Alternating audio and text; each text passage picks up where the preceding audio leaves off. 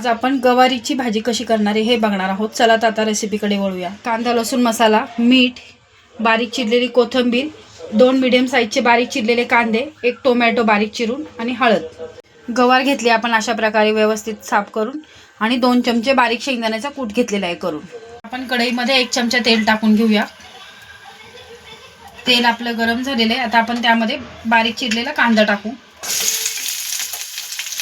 कांदा व्यवस्थित 5 मिनिटं मऊ होईपर्यंत फक्त आपल्याला परतून घ्यायचं आहे।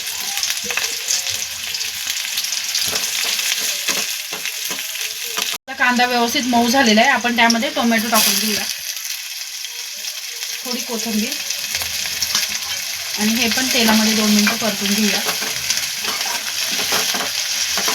आता आपण ह्यामध्ये जास्त मसाल्यांचा वापर करणार नाही। आपण ह्यामध्ये फक्त हळद आणि मीठ आणि कांदा लसूण मसाला टाकणार आहे। तुम्हाला हवा असेल तर तुम्ही तुमचा काळा मसाला किंवा घरचा मसाला सुद्धा वापरू शकता। आपण पाऊण चमचाच हळद टाकली आहे, चवीपुरतं मीठ आणि 1 चमचा कांदा लसूण मसाला। आता हे मसाले आपण 2 मिनिटं तेलामध्ये पूर्ण परतून घेणार आहे। आपला मसाला तेलामध्ये व्यवस्थित परतला आहे। आता आपण त्यामध्ये गवार टाकून घेऊया।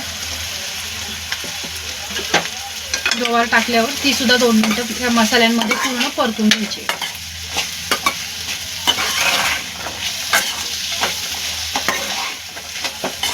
आता आपण यामध्ये शेंगदाण्याचा कूट टाकून घेऊया आणि यामध्ये पाणी थोडं पण नाही टाकायचं आहे। आपण पाणी वरती झाकणामध्ये ठेवायचं। त्या पाण्याच्या उकळीने वाफेनेच खाली गवारला पाणी सुटेल आणि ती व्यवस्थित शिजल्या जाईल।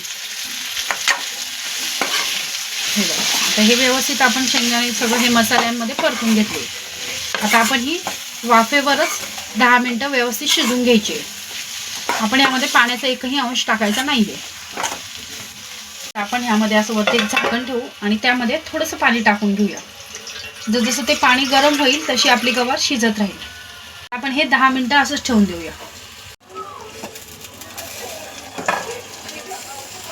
हे पहा, आपण भाजीमध्ये काही पाणी टाकलेलं नसताना आपल्या भाजीला किती पाणी सुटलंय।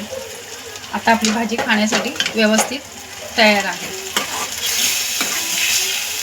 अशा प्रकारे आपली गरमागरम गवारीच्या शेंगांची चविष्ट भाजी खाण्यासाठी तयार आहे। तुम्ही बघू शकता किती साध्या सोप्या पद्धतीने आणि 10 मिनिटात होणारी भाजी। घ्यायला जास्त काही मसालेही लागत नाही। घरातले जे मसाले अवेलेबल आहेत ते तुम्ही वापरून डब्यासाठी म्हणा किंवा बाहेर कुठे निघाले घाई गडबडीच्या वेळेस तुम्ही ही पटकदीशी करू शकता।